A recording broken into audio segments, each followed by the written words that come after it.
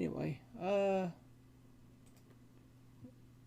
but now I shall change tact and go to, where is it?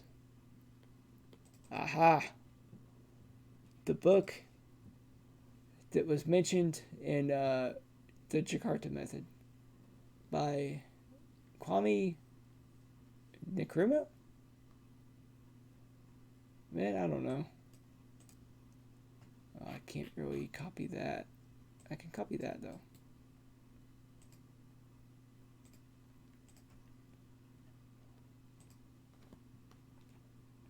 How is it?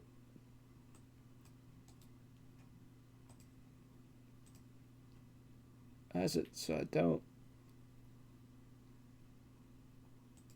Kwame Nkrumah. Kwame Nkrumah. Kwame Nkrumah. Nkrumah. Kwame Nkrumah. Nkrumah. Cool.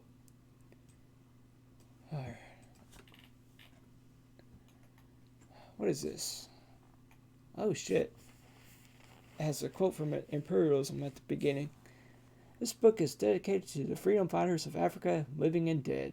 Alright. Based.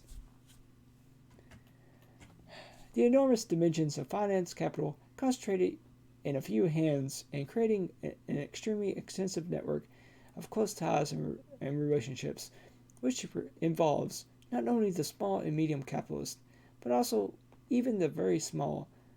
This, on the one hand, and on the other, the bitter struggle against other national state groups of financiers for the partition of the world and the right to rule over other countries.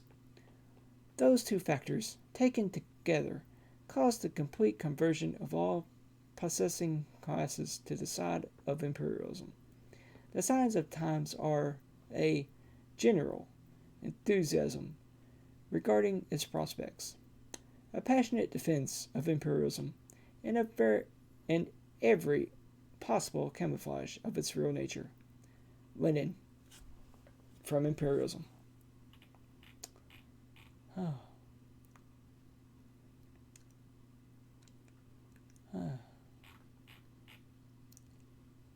And this one is even more chapters. Was it like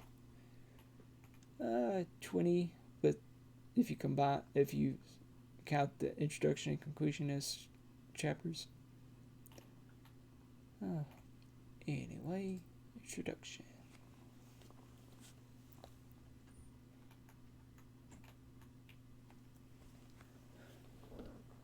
What are you doing?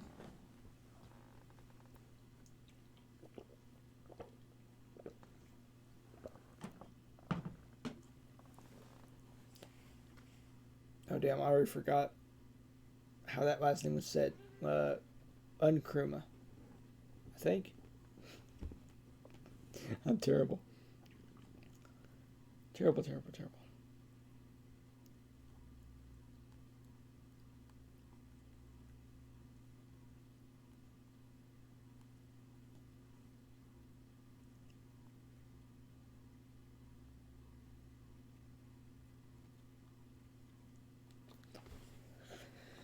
Alright. Introduction.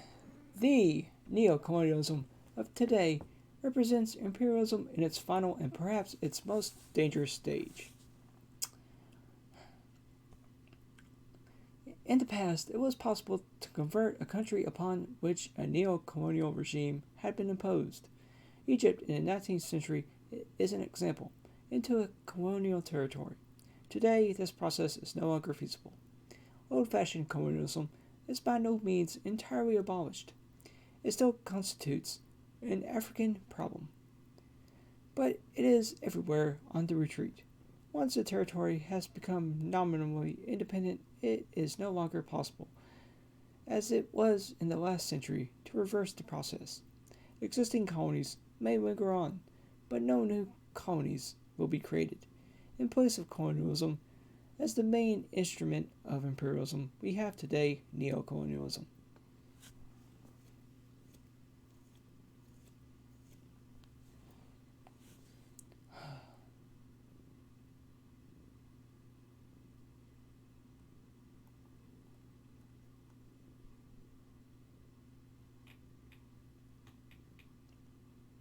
The essence,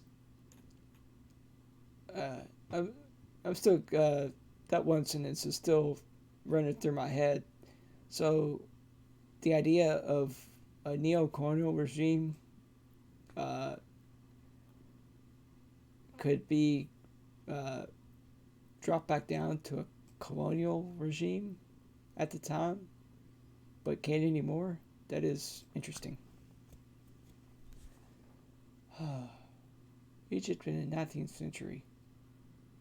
That was, oh yeah, when they were fighting off, trying to be independent from the Ottomans, and then would later become. Then after the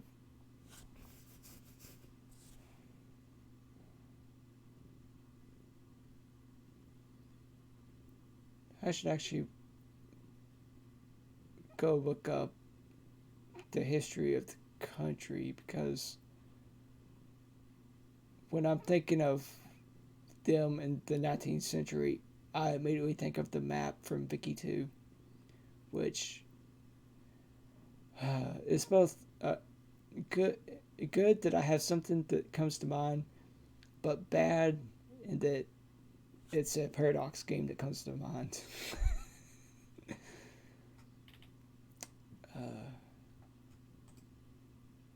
I need to look up their history again. The uh, the Jakarta method, its mention of the Iraq Communist Party made me want to look up the Iraq around the 50s and so. So it's interesting to hear about them at the time, Iraq at the time of the 50s, how they had a strong communist party, but then that they were involved in the move from uh, a monarchy to actually a republic. But then the republic was deposed to put the Baathists in. The republic was deposed by the Baathists, and communists were all murdered. The communists actually thought about pressing for revolution, but didn't for whatever reason.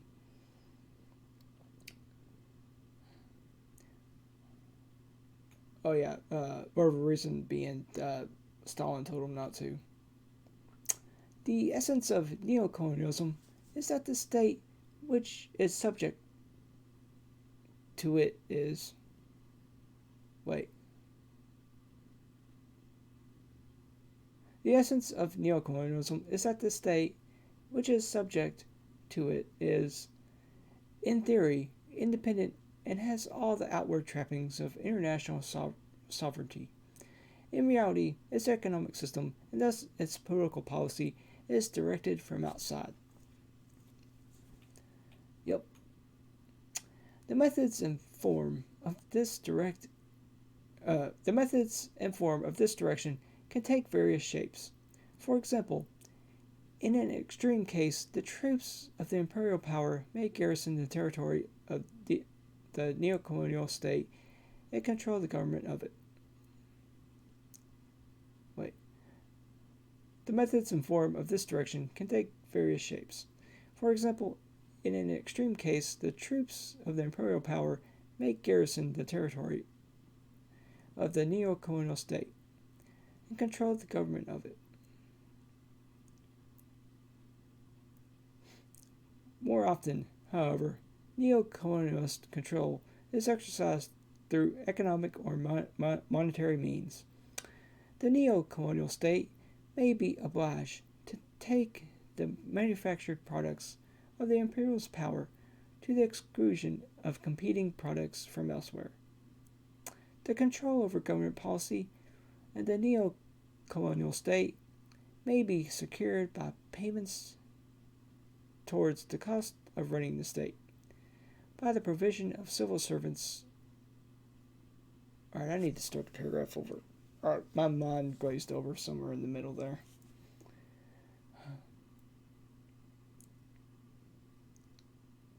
More often, however, neo-colonialist control is exercised through economic or monetary means. The neo-colonial state may be obliged to take the manufactured products of the imperialist power to the exclusion of competing products from elsewhere. Control over government policy in the neo-colonial state may be secured by payments towards the cost of running the state, by the provision of civil servants in positions where they can dictate policy, and by monetary control over foreign exchange through the imposition of a banking system controlled by the imperial power.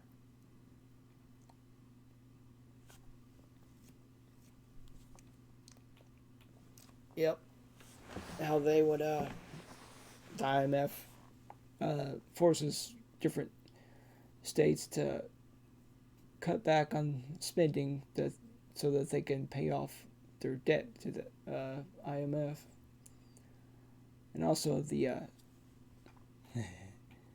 part with the extreme case of garrison of territory by the imperialist power obviously makes me think of Iraq and Afghanistan first off, among other places. But those are the first two that came to mind, because they're the most in the news.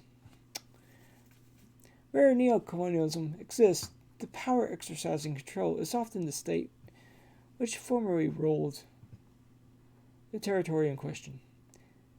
But this is not necessarily so.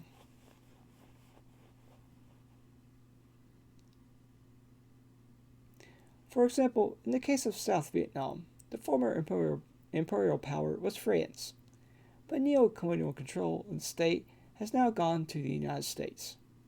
It is possible that neo-colonial control may be exercised by a consortium of financial interests which are not specifically identifiable with any particular state. The control of the Congo by great international financial concerns is a case in point.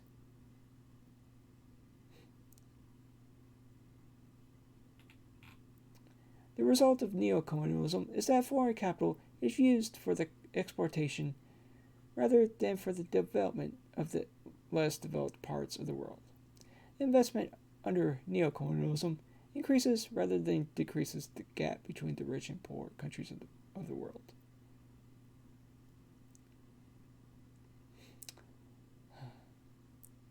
The struggle against neo-colonialism is not aimed at excluding the capital of the developed world from operating in less developed countries. It is aimed at preventing the financial power of the developed countries being used in such a way as to impoverish the less developed. Non-alignment, as practiced by Ghana and many other countries, is based on cooperation with all states, whether they be capitalist, socialist, or have a mixed economy. Such a policy, therefore, involves foreign investment from capitalist countries, but it must be invested in accordance with a national plan drawn up by the government of the non-aligned state with its own interests in mind. The issue is not what return the foreign investor receives on his investments. He may, in fact, do better for himself if he invests in a non-aligned country than if he invests in a neo-colonial one. The question is one of power. A state in the grip of neo-colonialism is not master of its own destiny. It is this factor which makes neo-colonialism such a serious threat to world peace. The growth of nuclear weapons has made out of date the old-fashioned balance of power which rested upon the ultimate sanction of a major war. Certainty of mutual mass destruction effectively prevents either of the great power blocks from threatening the other with the possibility of a worldwide war. And military conflict has thus become confined to, quote, limited wars. For these, neo-colonialism is the breeding ground. Such wars can, of course, take place in countries which are not neo-colonialist controlled.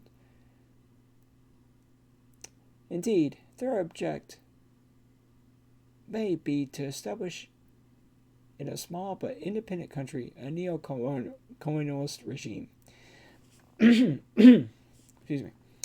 The evil of neocolonialism is that it prevents the formation of these large units, which would make impossible, quote, limited war.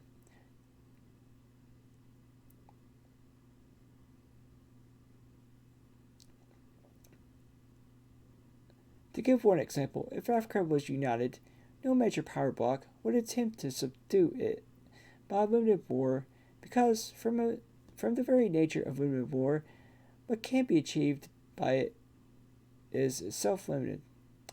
It is only where small states exist that it is possible. By landing a few thousand Marines or by financing a mercenary force to secure a decisive result. That's why I need that Pan-Africanism. Oh yeah, man. Pan-Africanism to help defend against neo-colonialism. The restriction of military action of limited wars is, however, no guarantee of world peace and is likely to be the factor which will ultimately involve the great power blocs in a world war. However, much both are determined to avoid it.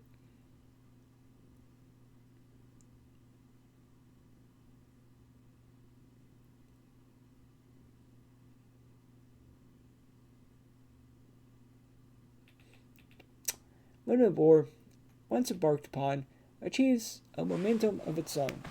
Of this, the war in South Vietnam is only one example. It escalates despite the desire of the great power blocs to keep it limited. While this particular war may be prevented from leading to a world conflict, the multiplication of similar limited wars can only have one end: world war and the terrible consequence of nuclear conflict. Neo-colonialism is also the worst form of imperialism. For those who practice it, it means power without responsibility, and for those who suffer from it, it means exploitation without redress. In the days of old-fashioned colonialism, the imperial power had at least to explain and justify at home the actions it was taking abroad. In the colony, those who served the ruling imperial power could at least look to its protection against any violent move by their opponents. With neocolonialism, neither is the case.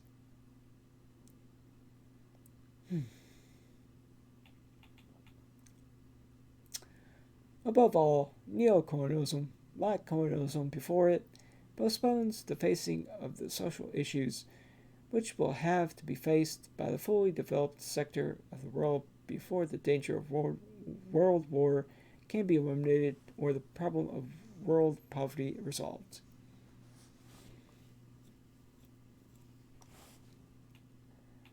Neocolonialism, like colonialism, is an attempt to exploit the social conflicts of the capitalist countries. The temporary success of this policy can be seen in the ever-widening gap between the richer and the poorer nations of the world. But the internal contradictions and conflicts of neocolonialism make it certain that it cannot endure as a permanent world policy.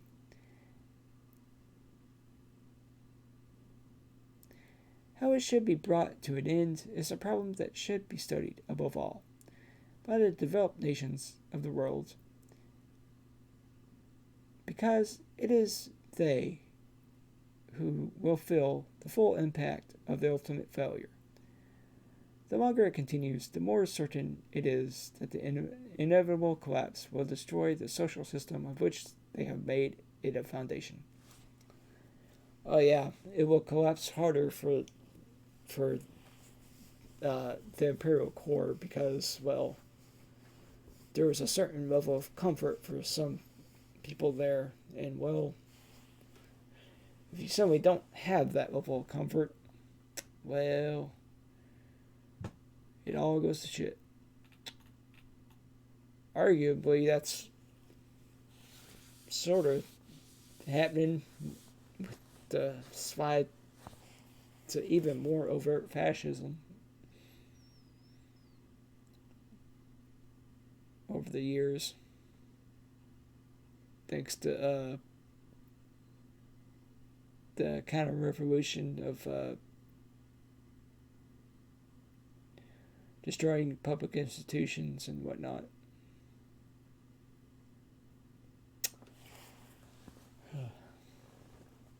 The reason for its development in the post-war period can be briefly summarized. The problem which faced the wealthy nations of the world at the end of the Second World War was the impossibility of returning to the pre-war situation in which there was a great gulf between the few rich and the many poor. Irrespective of what particular political party was in power, the internal pressures in the rich countries of the world were such that no post-war capitalist country could survive unless it became a, quote, welfare state. There might be differences in degree in the extent of the social benefits given to the industrial and agricultural workers, but what was everywhere impossible was a return to the mass unemployment into the low level of living of the pre-war years. Low level of living of the pre-war years. Oh.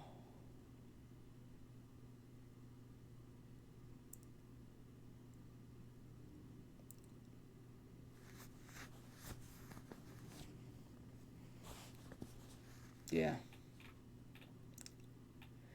From the end of the 19th century onwards, colonies had been regarded as a source of wealth which could be used to mitigate the class conflicts in the capitalist states, and, as will be explained later, this policy had some success. But it failed in its ultimate object because the pre-war capitalist states were so organized internally that the bulk of the profit made from colonial possessions found its way into the pockets of the capitalist class and not into those of the workers. Far from achieving the object intended, the working class parties at times tended to identify their interests with those of the colonial peoples, and the imperialist powers found themselves engaged upon a conflict on two fronts: at home with their own workers, and abroad against the growing forces of colonial liberation. The post-war period inaugurated a very different colonial policy. A deliberate attempt was made to divert colonial earnings from the wealthy class and use them instead, generally, to finance the, quote, welfare state. As will be seen from the examples given later, this was the method consciously adopted even by those working class leaders who had before the war regarded the colonial peoples as their natural allies against their capitalist enemies at home. At first, it was presumed that this object could be achieved by maintaining the pre-war colonial system. Experience soon proved that attempts to do so would be disastrous. It would only provoke colonial wars, thus dissipating the anticipated gains from the continuance of the colonial regime. Britain, in particular, realized this at an early stage, and the correctness of the British judgment at the time has subsequently been demonstrated by the defeat of French colonialism in the Far East and Algeria, and the failure of the Dutch to retain any of their former colonial empire.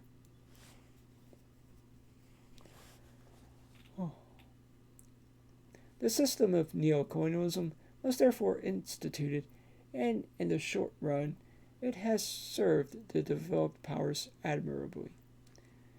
It is in the long run that its consequences are likely to be catastrophic for them. Neo-colonialism is based upon the principle of breaking up former large, united colonial territories into a number of small, non viable states which are incapable of independent development and must rely upon the former imperial power for defense and even internal security. Their economic and financial systems are linked, as in colonial days, with those of the former colonial ruler.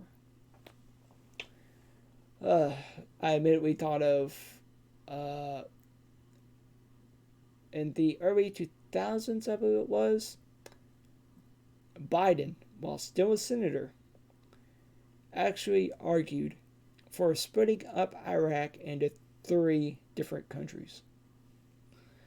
I think it was like a Kurdish part in the north, and then an east and west part, which I guess the east and west part would one of them would be Shia and the other would be Sunni. I'm not really sure. Oh. How about instead of it being the borders being decided by Iraq, or instead of the borders being decided by us in the U.S., how about it's decided by those in Iraq and the people around that area? You know what I mean? How about it's decided by the masses that live there? Screw this Western white chauvinist bullshit. They know more about what's good for them than we do. We don't know shit about what's good for them. It also made me think of something else, and I don't remember what it was now. Shit. Oh yeah. It made me think of I believe Belgium was a construct by the UK in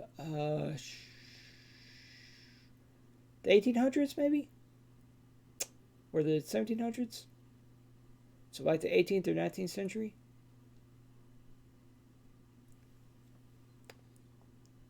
Something like that. At first sight, the scheme would appear to have many advantages for the developed countries of the world.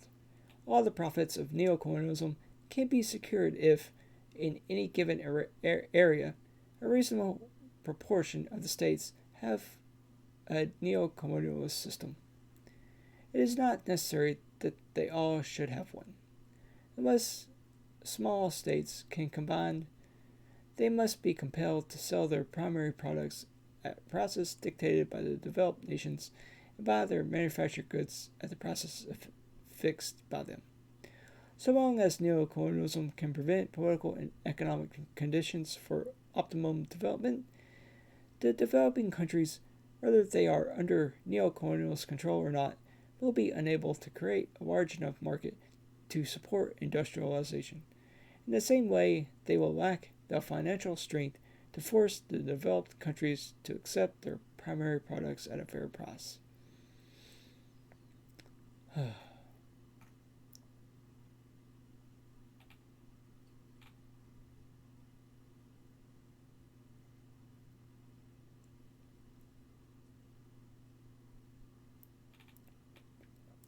In the neo-colonialist territories, since the former colonial power has in theory relinquished political control, if the social conditions occasioned by neo-colonialism cause a revolt, the local neo-colonialist government can be sacrificed and another equally subservient one substituted in its place. On the other hand, in any continent where neo-colonialism exists on a wide scale, the same social pressures which can produce revolts in neo-colonial territories will also affect those states which can wait. Damn it.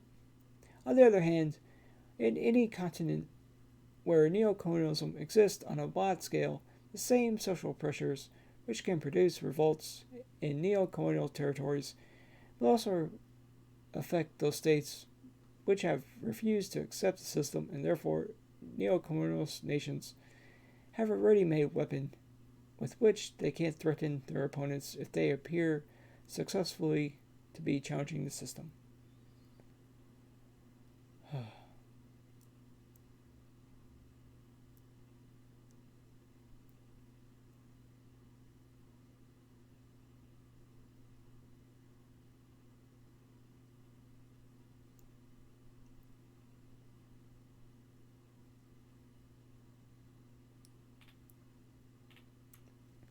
These advantages, which seem to, at first sight so obvious, are, however, on examination illusory because they fail to take into consideration the facts of the world today.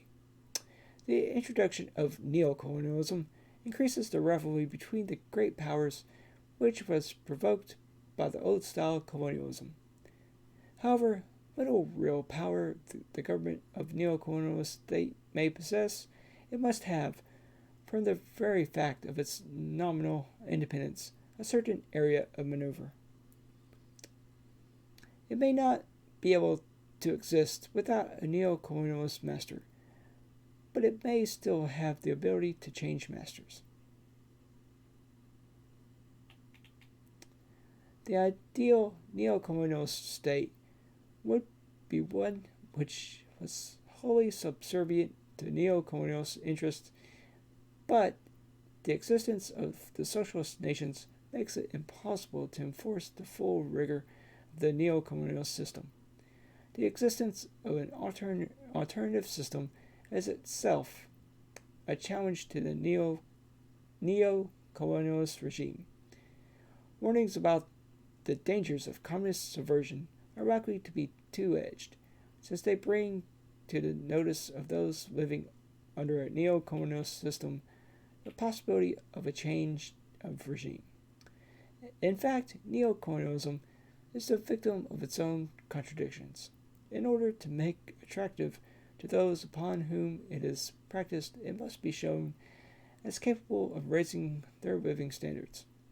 But the economic objective of neo-colonialism is to keep those standards depressed in the interest of the developed countries. It is only when this contradiction is understood that the failure of innumerable aid programs, many of them well intentioned, can be explained.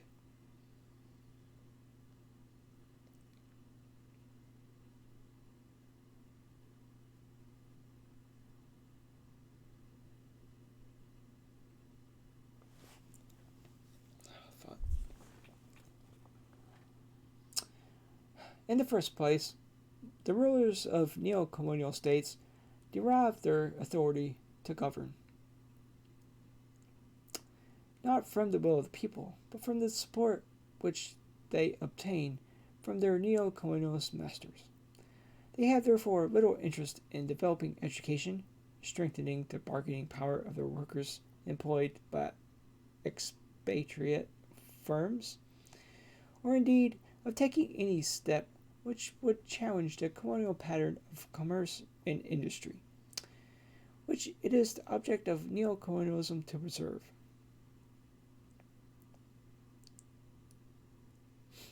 Aid, therefore, to a neo-colonial state is merely a revolving credit paid by the neo-colonial master, passing through the neo-colonial state and returning to the neo-colonial master in the form of increased profits. Secondly, it is in the field of aid, and that secondly, it is in the field of aid that the rivalry of individual developed states first manifests itself. So long as neo-colonialism persists, so long will spheres of interest persist, and this makes multilateral aid, which is in fact the only effective form of aid, impossible.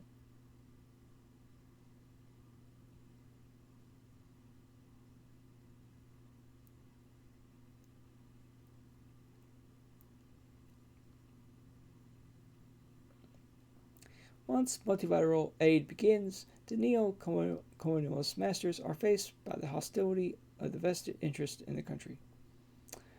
Their manufacturers naturally object to any attempt to raise the price of the raw materials which they obtain from the neo-colonialist territory in question, or to the establishment thereof manufacturing industries which might compete directly or indirectly with their own exports to the territory.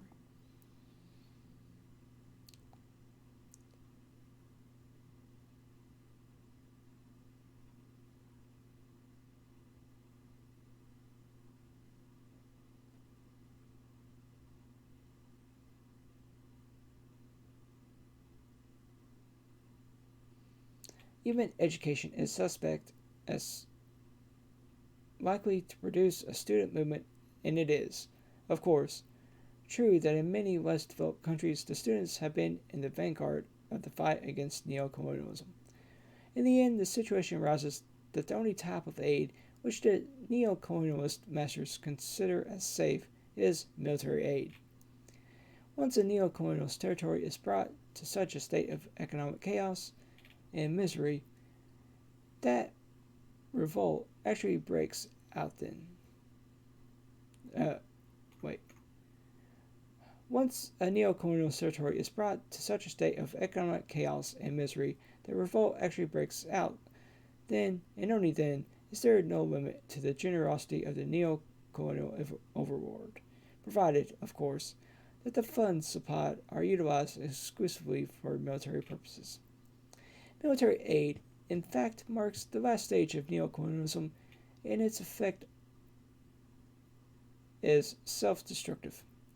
Sooner or later, the weapons supply pass into the hands of the opponents. Sooner or later, the weapons supplied pass into the hands of the opponents of the neo-colonialist regime, and the war itself increases the social misery which originally provoked it. Oh shit, accidentally hit my mic. Hopefully that wasn't loud.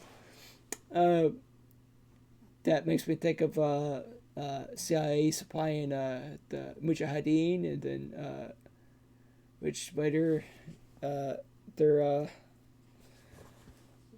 used their knowledge against the U.S. So yeah.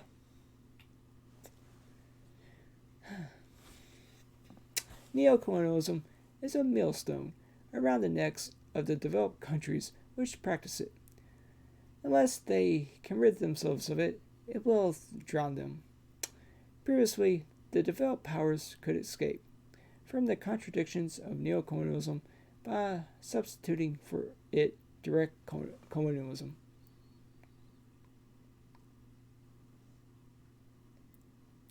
Such a solution is no longer possible, and the reasons for it have been well explained by Mr. Owen Lattimore, the United States Far Eastern expert and advisor to Chiang Kai-shek in the immediate post-war period. He wrote, quote, Asia, which was so easily and swiftly subjugated by conquerors in the 18th and 19th centuries, displayed an amazing ability stubbornly to resist modern armies equipped with airplanes, tanks, motor vehicles, and mobile artillery. Formerly, big territories were conquered in Asia with small forces. Income, first of all, from plunder. Then from direct taxes, and lastly, from trade, capital investments, and long-term exportation, covered with incredible speed the expenditure for military operations. This arithmetic represented a great temptation to strong countries. Now they have run up against another arithmetic, and it discourages them.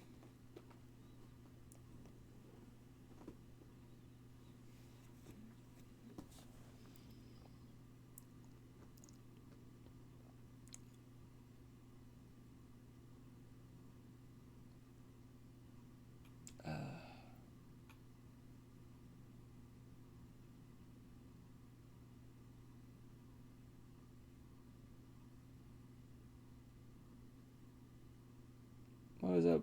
what was up? Part of me was wanting to look up at something, but I don't remember why I was wanting to look up uh, or what I was wanting to look up at. Damn it! I can't remember if I do that. So forget it. No, it was gonna be somewhere in there, but yeah, forget it. The same arithmetic is likely to apply throughout the less developed world. This book is therefore an attempt to examine neo-colonialism not only in its African context and its relation to African unity, but in a world perspective. Neo-colonialism is by no means exclusively an African question. Long before it was practiced on any large scale in Africa, it was an established system in other parts of the world. Nowhere has it proved successful, either in raising living standards or in ultimately benefiting the countries which have indulged in it. Oh.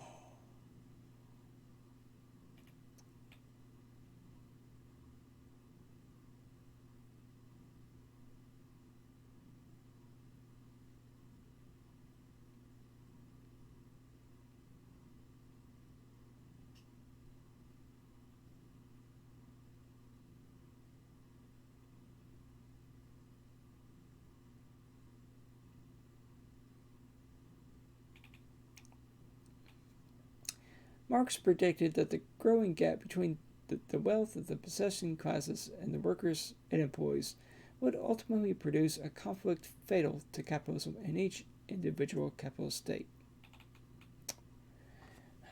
This conflict between the rich and the poor has now transferred on to the international scene, but for proof of what is acknowledged to be happening, it is no longer necessary to consult the classical Marxist writers. The situation is set out with the utmost clarity in the leading organs of capitalist opinion. Take, for example, the following extracts from the Wall Street Journal, the newspaper which perhaps best reflects the United States capitalist thinking. In its issue of May 12, 1965, under the headline of, quote, Poor Nations Plight, the paper first analyzes which countries are considered industrial and which backward. There is, it explains, no rigid method of classification. Nevertheless, it points out a generally used breakdown, however, has recently been maintained by the International Monetary Fund because, in the words of an IMF official, quote, the economic demarcation in the world is getting increasingly apparent. The breakdown, the official says, quote, is based on simple common sense. In the IMF's view, the industrial countries are the United States, the United Kingdom, most Western European nations, Canada, and Japan. A special category called, quote, other developed areas includes such other European lands as Finland, Greece, and Ireland, plus Australia, New Zealand, and South Africa. The IMF's, quote, less developed category embraces all of Latin America and nearly all of the Middle East, non-communist Asia, and Africa. In other words, the backward countries are those situated in the neo-colonial areas. After quoting figures to support its argument, the Wall Street Journal comments on this situation. The industrial nations have added nearly $2 billion to their reserves, which now approximate $52 billion. At the same time, the reserves of the less developed group not only have stopped rising, but have declined some $200 million. To analysts such as Britain's Miss Ward, the significance of such statistics is clear. The economic gap is rapidly widening, quote, between a white, complacent, highly bourgeois, very wealthy very small North Atlantic elite and everyone else. And this is not a very comfortable heritage to leave to one's children. Quote, everyone else includes approximately 2/3 of the population of the earth, spread through about 100 nations. This is no new problem. In the opening paragraph of this book, in the opening paragraph of his book, The War on World Poverty, written in 1953, the present British Labour leader, Mr. Harold Wilson, summarized the major problem of the world as he saw it. For the vast majority of mankind, the most urgent problem is not war, or communism, or the cost of living, or taxation. It is hunger. Over 1,500,000,000,000 people, something like 2/3 of the world's population, are living in conditions of acute hunger, defined in terms of identifiable nutritional disease. This hunger is at the same time the effect of the cause of the poverty, squalor, and misery in which they live. Its consequences are likewise understood. The correspondent of the Wall Street Journal, previously quoted, underlines them. Many diplomats and economists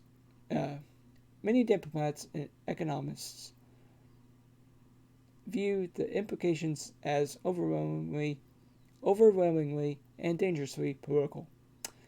Unless the present decline can be reversed, these analysts fear the United States and other wealthy industrial powers of the West face the distinct possibility, in the words of British economist Robert Ward, quote, of a sort of international class war. Oh yeah, international class war, let's go. What is lacking are any positive proposals for dealing with the situation. All that the Wall Street Journal's correspondent can do is to point out that the traditional methods recommended for curing the evils are only likely to make the situation worse.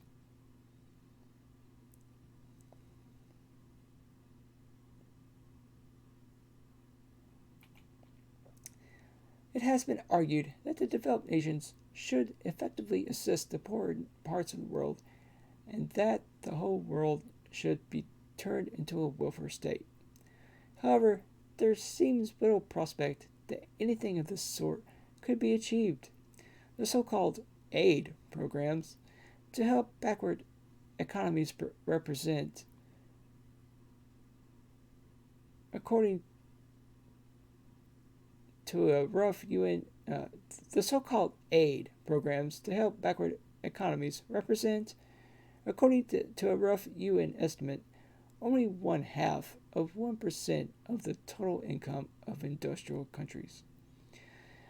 But when it comes to the prospect of increasing such aid, the mood is one of pessimism. A large school of thought holds that expanded share of the wealth schemes are idealistic and impractical. The school contends climate, undeveloped human skills, lack of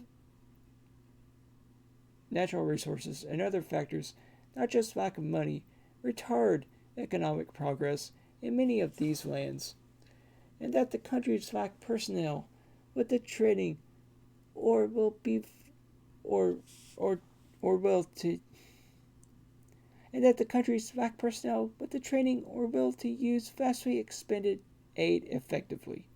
Share the wealth schemes, according to this view, would be like pouring money down a bottomless well, weakening the donor nations without effectively curing the ills of the recipients. Oh, shit, man, the actual racism of that statement is just driving me insane. Because these are all non-white nations, so they're saying, nah, man, the saying all the non-white nations are basically, they're basically calling them savages that are too stupid to know what to do. It's gross and it's driving me insane. Ugh.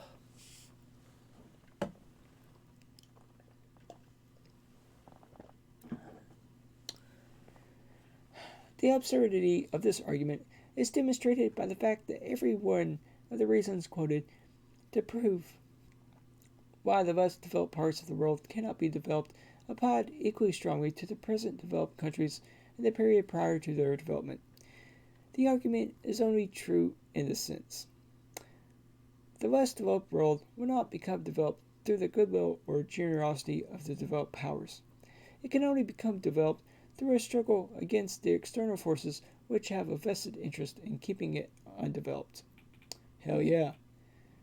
Of these forces, neo-colonialism is, at this stage of history, the principal. I propose to analyze neo-colonialism first, by examining the state of the African continent and showing how neo-colonialism at the moment keeps it artificially poor. Next, I propose to show how in practice African unity, which in itself can only be established by the defeat of neocolonialism, could immensely raise African living standards. From this beginning, I propose to examine neocolonialism generally, first historically and then by consideration of the great international monopolies whose continued stranglehold on the neo-colonial sectors of the world ensures the continuation of the system.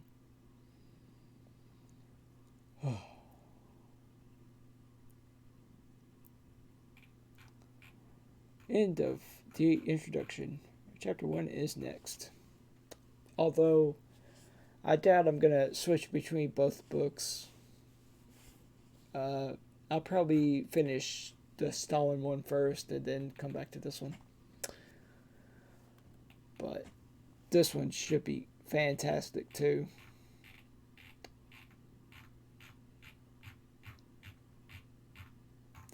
Oh man, it actually has graphs like and numbers like when Imperialism does. Nice.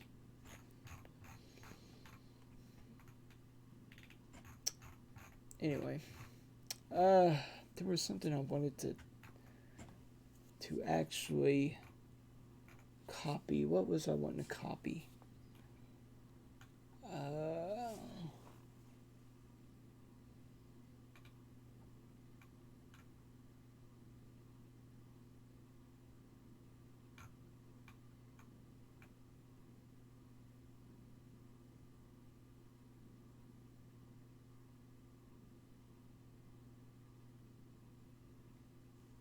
No, I don't think it was that.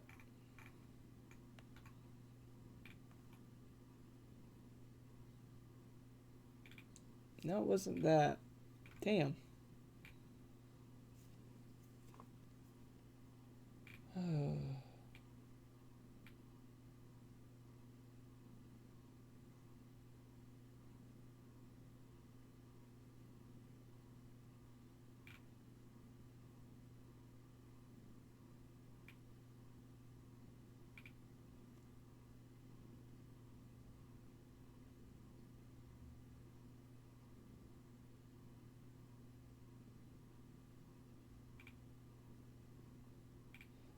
I don't remember what I was wanting to copy out. I'm actually.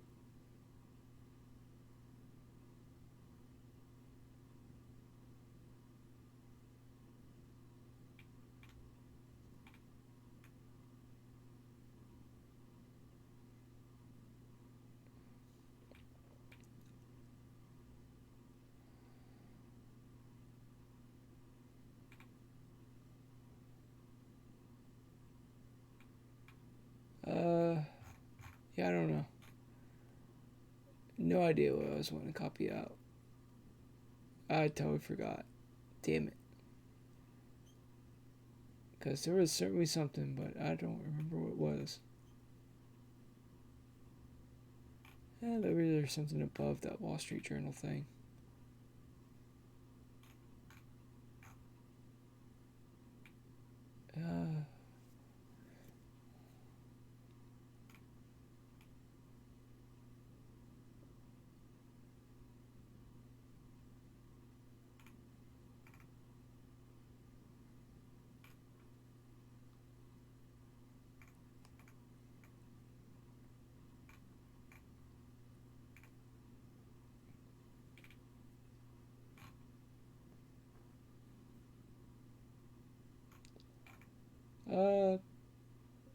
Oh shit. I guess not.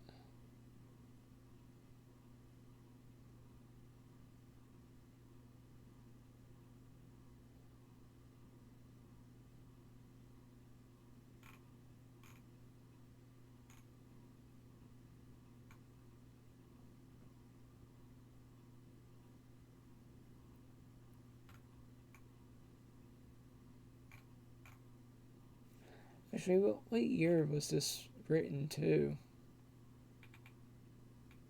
Because that whole introduction made me like, what? Oh yeah, it was probably like the '60s, right?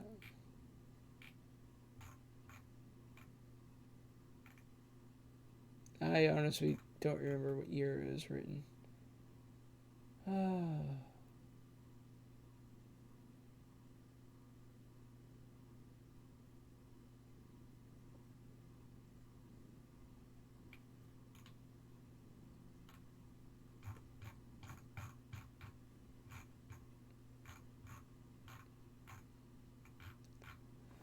that doesn't have a year on it. Son of a bitch.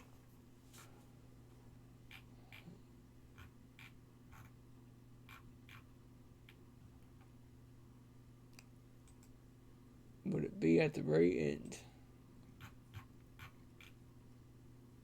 Fuck.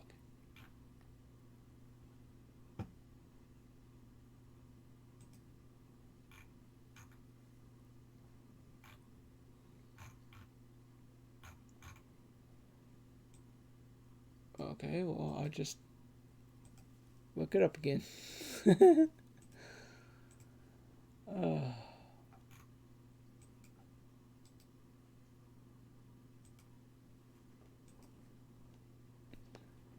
it was written in 1965, originally published April 1st, 1965. Published on April Fool's Day, 1965. What the fuck? That that's not cool, man. That is not cool.